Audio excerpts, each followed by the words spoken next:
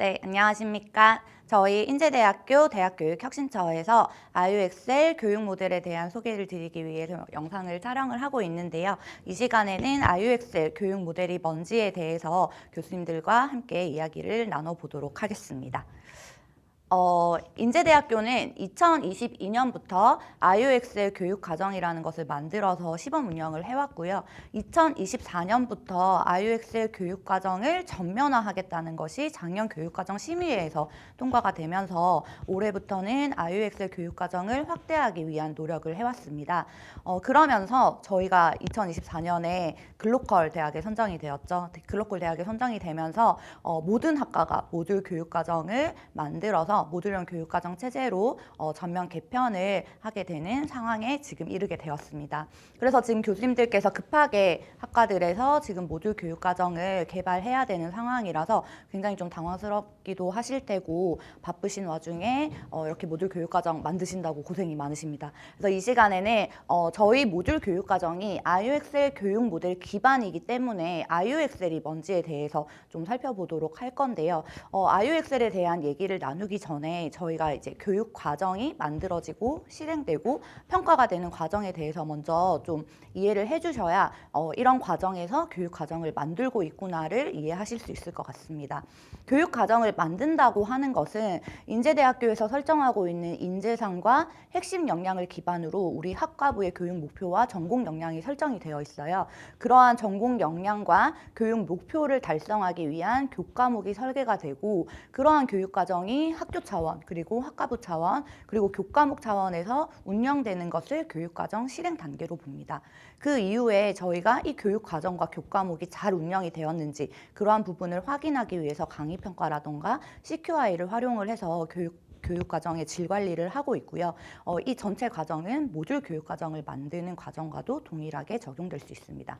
그러면 왜 이렇게 핵심 역량과 전공 역량을 기반으로 저희가 교육 과정과 교과목을 만들고 있는지 그러한 배경에는 예전에는 교수님들께서 저희가 이제 학교를 다닐 때는 교수님이 무엇을 가르칠까가 굉장히 중요했습니다. 그렇기 때문에 학습자들은 우리 학생들은 앉아서 교수님이 이제 주시는 지식을 이렇게 습득하는 존재였다면 지금은 이제 교수님이 가르쳐 주시는 지식도 물론 중요하지만 그 결과적으로 학생이 무엇을 학습을 하였는가가 굉장히 중요한 대학 교육의 패러다임으로 자리 잡고 있습니다. 그 가운데 이제 나오는 개념이 역량이라는 개념이고요. 이 역량 중심 교육은 예전에 무엇을 아느냐가 중요했다면 지금은 그것을 통해서 할 수 있는가가 중요한 역량 중심 교육으로 패러다임이 전환되었다라는 얘기를 하고 있는 거고요. 그러면은 이 예전에 이제 생각을 해보면 이러한 배경을 먼저 설명을 좀 드리면 역량 중심 교육에 대한 사회적 요구가 있었다고 합니다.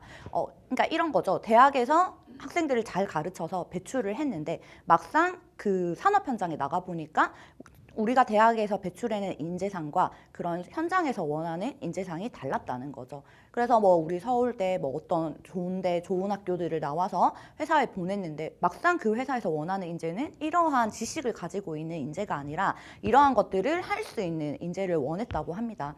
그래서 이런 지역과 산업과 사회에서 필요로 하는 역량을 갖춘 인재가 무엇일까라고 하는 것이 현장 중심 직무를 반영하고 직무 역량을 함양하기 위한 전공 역량 기반 교육을 가지고 온 배경이라고 생각을 해주시면 좋을 것 같습니다.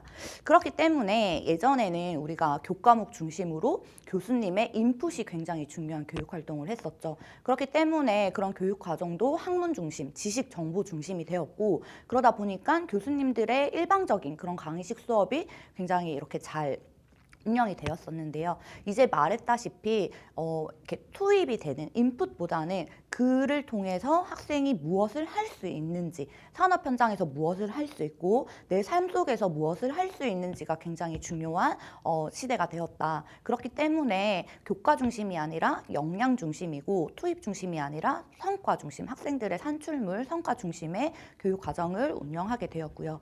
그렇다 보니까는 교수님 중심의 강의식 수업보다는 개별 학습자 중심의 프로젝트 수업이라던가 다양한 수업 방법을 활용한 그러한 교육 방법에 대한 관심이 높아지고 있습니다. 이러한 취지 속에서 저희 인제대학교에서도 IUXL 교육 모델 기반이라고 하는 교육과정 운영체제를 운영하고 있습니다.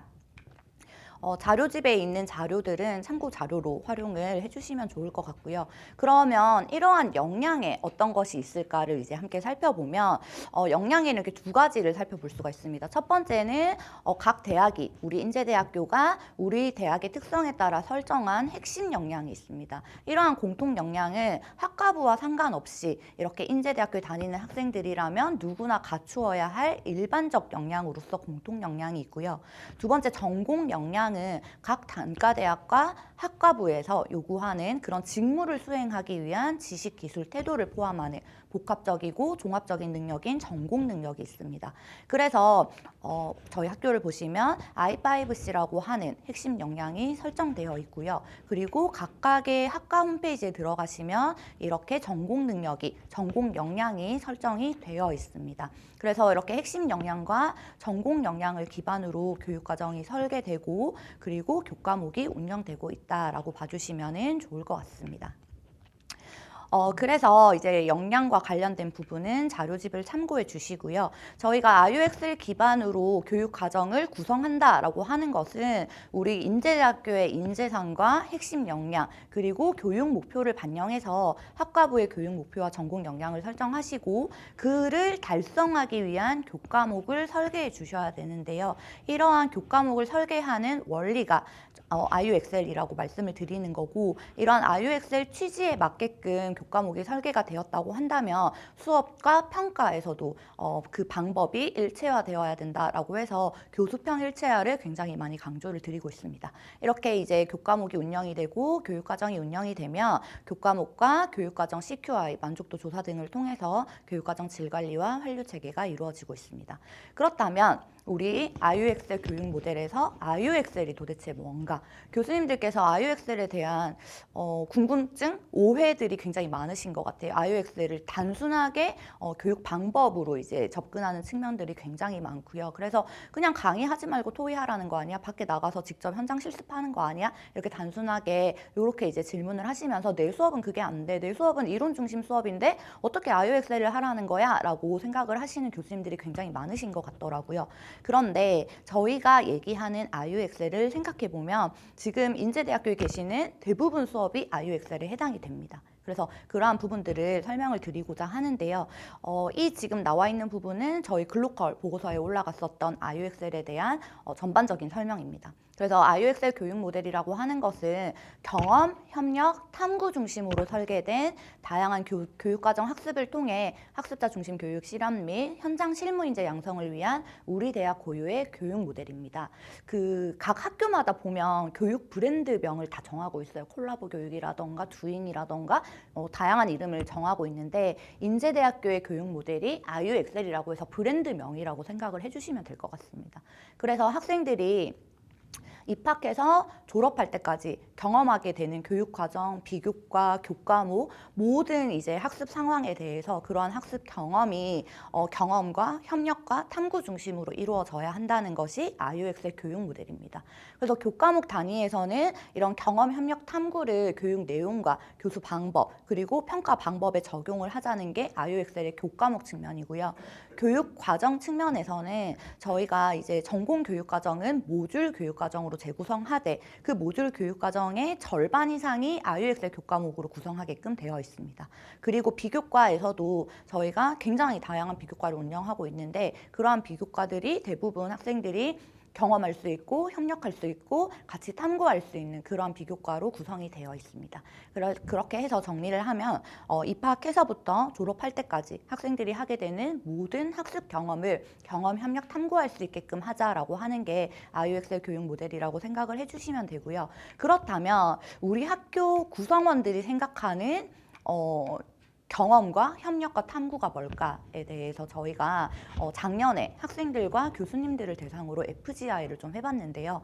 지금 이 슬라이드에 나오고 있는 그 워딩들은 우리 학교 학생들이 얘기한 워딩입니다. 그래서 경험이라고 하는 것은 이 어떤 의미 있는 활동을 통해서 이렇게 목표에 대한 확신을 얻고 노력하고 그리고 이런 것들을 언제든지 꺼냈을 수 있는 자료로 활용을 한다라는 점이 중요한 그런 워딩이었었는데요. 그럼 여기에서 의미 있는 활동이 뭘까라는 게 의미 있는 활동이 결국에는 경험이라는 거거든요. 그래서 가장 직관적으로 경험이라고 한다면 우리가 실제로 해보는 거죠. 실제로 만져보고 가보고 뭐 관찰하고 직접 자기 손으로 해보는 것. 들을 이제 경험이라고 보기도 하고요. 이런 직접적인 경우에는 실험, 실습, 실기, 뭐 롤플레이, 현장 체험학습, 현장 실습, 프로젝트 이러한 것들이 포함이 된다면 학생들은 간접 경험, 그러니까 책이나 영상이나 강의나 특강 이런 다양한 자료를 통한 간접 경험 역시 경험이라고 인식하고 있었습니다. 그러니까 교수님께서 이론 중심 강의를 한다고 하시더라도 사례를 중심으로 또는 다양한 자료를 활용해서 학생들이 지금 이 교실이 아닌 그런 현장에서의 얘기를 들을 수 있다면 예컨대 현장에서 이런 문제가 있었는데 이런 식으로 해결을 할 수 있다라던가 현장에서는 이러한 것들을 중요하게 생각한다. 내가 현장에 있어 보니까 이런 것들이 있더라 라고 하는 그런 간접 경험 역시 학생들이 의미 있는 간접 경험이라고 생각을 하고 있었습니다. 그런데 여기서 중요한 것은 학생들이 단순히 강의를 듣고 있는 수동적으로 듣고 있는 것은 경험이라고 생각하지 않더라고요. 간접 경험이라고 하더라도 교수님께서 해주신 내용들, 학습한 내용들이 본인만의 생각으로 이제 사고가 되어야 하고 그리고 본인의 언어로 바꾸어서 이해했을 때 그것을 경험이라고 인식하고 있었습니다. 그리고 또한 직접적이든 간접적이든 내가 했던 경험을 다른 수업이라던가 실제 현장에서 그것을 활용할 수 있다면 그것을 훌륭한 경험이라고 생각하고 있었습니다.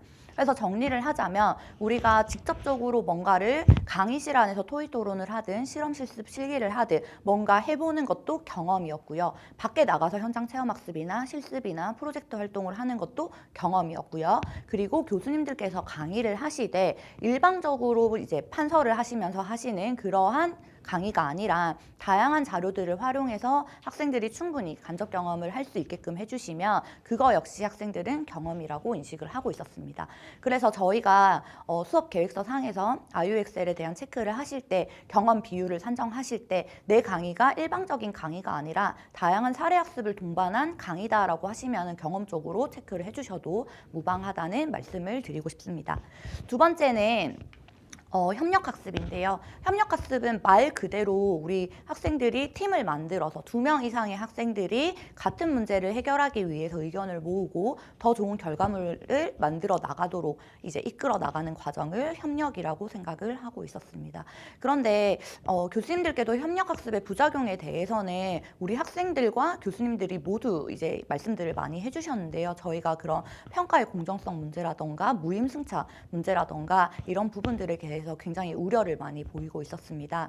그런데 이거에 대해서 이제 교수님들께서 뭐 동료 평가를 하신다던가 아니면은 태도 평가나 이러한 다양한 방법들을 동원을 해서 그런 부작용을 줄이기 위해서 많은 노력을 하고 있는 것으로 알고 있고요. 학생들이 그렇게 협력학습에 대한 부작용 때문에 그런 부정적인 인식이 있음에도 불구하고 학생들은 협력학습이 반드시 필요하다라고 하는 데에는 다들 동의를 하고 있었습니다. 그러니까 협력학습을 통해서 내가 알고 있는 지식보다 더 많은 것들이 이렇게 우리 그 단어들을 뭐라고 하죠?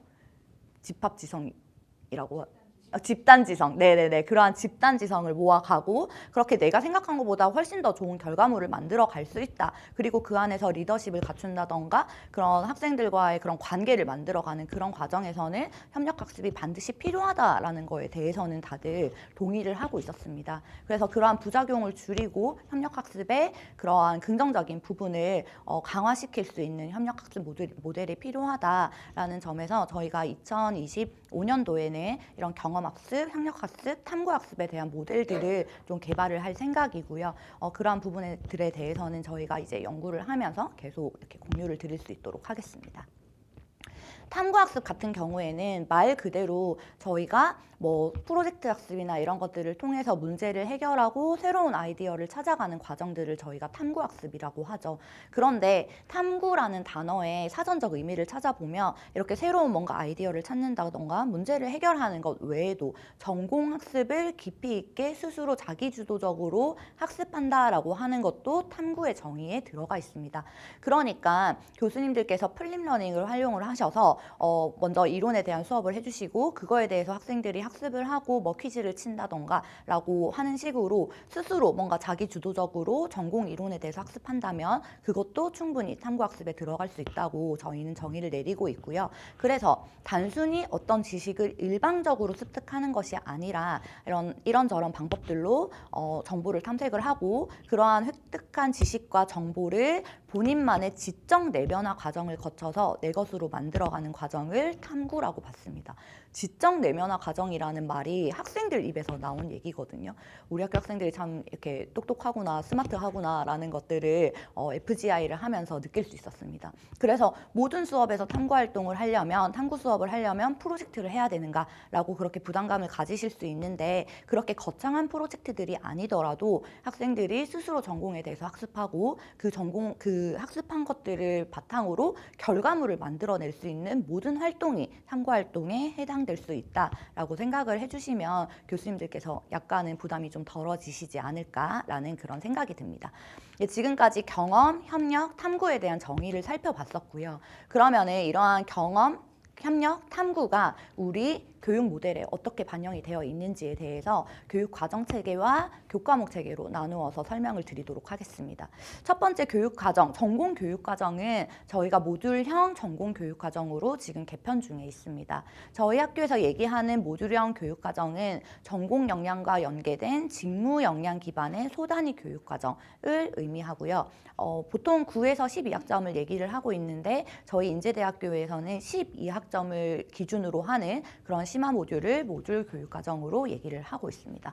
그래서 지금 교수님들께서 하고 계시는 그런 작업이 지금 학과부의 그런 교육 과정을 핵심 모듈과 심화 모듈로 나누어서 이렇게 개발을 하는 작업을 하고 계시고요. 핵심 모듈 같은 경우에는 이제 심화 모듈에 이 화면을 먼저 이게 뒤에 있네요. 뒤에서 다시 설명을 드리도록 하겠습니다. 심화 모듈이라고 하는 것은 전공 직무 연계 모듈이라고 해서 우리가 이 전공을 졸업하고 학생들이 가질 수 있는 이제 습득할 수 있는 그런 직무를 중심으로 만들어진 12학점짜리 모듈을 얘기를 합니다. 그런데 우리가 한 학과부에 모듈이 6개가 있다고 한다면 그 모듈에 모두 들어가야 하는 교과목들이 있을 거예요. 그러니까 이 모듈을 듣기 위해서 A라는 교과목이 필요한데 그 A라는 교과목이 심화 모듈 C에도 해당되고 E에도 해당이 된다고 하면 학생들이 이 모듈에 특화된 교과목을 듣기 위해서는 그 공통된 교과목을 좀 뽑아내서 묶어주는 작업이 필요했습니다. 그래서 그렇게 심화 모듈 이수에 필요한 기초 교과목으로 구성된 모듈을 핵심 모듈이라고 합니다. 그런데 이 핵심 모듈은 24학점 이내로 구성이 되고요. 이것은 필수로 이수해야 되는 모듈은 아닙니다. 그러니까 이거는 모듈의 개념이라기보다는 심화 모듈을 듣기 위해서 필요한 기초 과목들을 모아놓은 교과목 꾸러미 정도로 생각을 해주시면 되시고요. 심화 모듈을 이제 그 안내를 할 때 이 심화 모듈을 듣기 위해서는 이 핵심 모듈에 있는 이 교과목을 반드시 이수를 해야 됩니다라고 학생들에게 안내가 되어서 심화 모듈을 무리 없이 들을 수 있도록 그렇게 안내하는 그런 과정이 반드시 필요할 것 같습니다. 이렇게 전공 교육 과정이 핵심 모듈과 심화 모듈로 구성이 되어 있고요. 그 다음에 이제 융합 모듈과 공통 모듈이 있습니다. 융합 모듈 같은 경우에는 전공 간의 융합, 그리고 교양과 전공 간의 융합, 그리고 뭐 전공과 산업체, 전공과 지역 이렇게 다양한 영역에서의 교과목들을 융합하여 만든 모듈을 융합 모듈이라고 하고요. 그리고 공통 모듈 같은 경우에는 전공과 상관없이 모든 학생이 이수 가능한 공통직무 연계 모듈입니다. 예를 들어서 경영학과에서 마케팅 전문가 모듈이라고 한다면 경영학과나 경제학과에서는 반드시 필요한 그런 직무이고 그런 모듈이겠죠. 그런데 반려동물 보건학과 학생들이 이 마케팅 전문가 모듈을 이수를 한다면 이 학생들이 이제 반려동물 산업과 관련해서 어떤 창업을 하거나 취업을 할 때 나는 마케팅과 관련된 역량을 가지고 싶어라고 한다면 얼마든지 마케팅 전문가 모듈을 들을 수 있는 거죠. 또는 이제 식품영양학과 학생들이 나중에 나는 그런 우리 음식과 관련된 그러한 것들을 이제 취창업을 할 건데 마케팅을 잘하기 위한 모듈을 들어놓으면 마케팅을 더 잘할 수 있겠지라는 생각으로 이런 모듈을 이수를 할 수 있다는 거죠. 그래서 이 공통 모듈에 있는 모듈들은 내 전공과 상관없이 모든 학생들이 들을 수 있는 그런 공통 직무를 기반으로 한 연계 모듈이고요. 이 융합 모듈과 공통 모듈은 지금 전공에서 만들고 있는 모듈과 관계없이 추후에 교무처에서 공모를 통해서 개발될 예정입니다. 그래서 2023학년도에 만들어진 모듈 교육과정의 사례를 보시면 반려동물 보건학과에서는 전공 역량과 직무를 연결해서 이러한 모듈 과정을 만든 바가 있고요. 그리고 이제 식품영양식품공학부와 반려동물 보건학과 수업이 콜라보가 되었고 여기에서 이 수업들을 현장 전문가, 산업체 전문가가 수업을 하면서 링크와 연계하여 펫푸드 전문가라고 하는 융합 모듈이 만들어져서 운영이 된 사례가 있습니다. 다음으로 전공과 교양 간 융합을 살펴보시면 AI 기초 모듈이라고 하는 모듈인데요. 이 모듈은 AI 빅데이터 학부의 전공 수업과 교양이 이렇게 결합이 되어서 만들어진 전공 교양 융합입니다. 그래서 이 학과 학생들뿐만 아니라 AI에 대해서 궁금하고 AI를 활용하기를 원하는 모든 학생들이 들을 수 있도록 이렇게 만들어진 모듈이었었고요. 중간에 보시면 IUXL 모델을 적용했다라고 해서 이 해당 수업들이 모두 다 IUXL, 아까 경험 협력 탐구를 기반으로 이제 수업이 만들어져서 운영되었었던 사례입니다. 여기까지 이제 모듈형 교육과정에 대한 설명이었다면 다음으로 교과목 설계 원리로서 IUXL이 무엇일까라고 하는 부분에 대해서는 아까 말씀드린 것처럼 경험, 협력, 탐구의 요소가 교과목 목표에서부터 학습 성과, 학습 내용, 그리고 교수 학습 방법과 평가에 반영된 교과목을 IUXL 교과목이라고 합니다. 그래서 저희가 수업 계획서 상에서 카운팅 할 때는 단순 이론, 일방적인 단순 이론 강의 비율이 50% 이하인 교과목을 IUXL 교과목으로 인정하고 있습니다. 그래서 아까 말씀드린 것처럼 나의 강의식 수업이 단순히 일방적인 수업이 아니라 학생들의 탐구를 이끌어내고 뭔가 그런 간접 경험들을 통해서 사례 기반으로 간접 경험을 이끌어낸다라고 한다면 그것은 단순 이론 강의식 수업이 아니라 IUXL에 포함되는 강의식 수업이라고 생각을 해주시면 되시고요. 그렇기 때문에 일방적인 강의는 교수님들 50%가 잘 넘지 않으실 거예요. 그래서 교수님들께서 지금 하고 계시는 대부분의 수업이 IUXL 기반이다라고 생각을 해주시면 좋을 것 같습니다. 그래서 아까 경험, 협력, 탐구에 대한 저희 요소들은 살펴봤었고요. 이렇게 교수학습 방법과 방법에 대한 예시를 제안을 드리고 있습니다. 여기에 있는 이 방법과 이 평가 방법 같은 경우에는 반드시 이 방법이 경험에 해당한다, 협력에 해당한다라고 하는 것은 아니고요. 그냥 이러한 방법들이 여기에 조금 더 가깝다라고 저희가 제안 드리는 거라고 생각을 해주시면 좋을 것 같습니다. 그래서 경험에는 다양한 매체를 활용한 간접 경험이라던가 토익 토론, 실험 실습, 롤플레이, 실기, 창작하고 디자인하고 직접 만들고 현장에 나가보고 전문가 특강 이러한 것들이 경험에 해당될 수 있고요. 협력 같은 경우에는 팀을 만들어서 하는 모든 학습 활동이 협력에 해당될 것 같습니다. 그리고 마지막으로 탐구 같은 경우에는 많이들 아시는 PBL이라던가 PJBL이라던가 플립러닝이라던가 직접 실험해보고 실습해보고 실기해보고 창작해보고 그리고 전공 이론에 대한 자기주도적인 심화학습이 모두 탐구에 해당될 수 있겠습니다. 이러한 방법들이 단순히 한 교육 전략에 해당되는 것이 아니라 경험과 협력이 동시에 일어날 수도 있고 협력과 탐구가 동시에 일어날 수도 있고요. 경험, 협력, 탐구가 동시에 일어날 수도 있기 때문에 교수님들께서 활용하시는 교수학습 방법이 어디에 더 적절한지에 대해서는 교수님들께서 직접 이렇게 판단을 하시고 이 수업은 경험에 더 가까워, 경험과 협력이 이렇게 조합이 된 거야 라고 판단을 해주시면 감사하겠습니다. 그리고 옆에 학습 평가 방법을 같이 이렇게 제시를 드린 이유가 있는데요.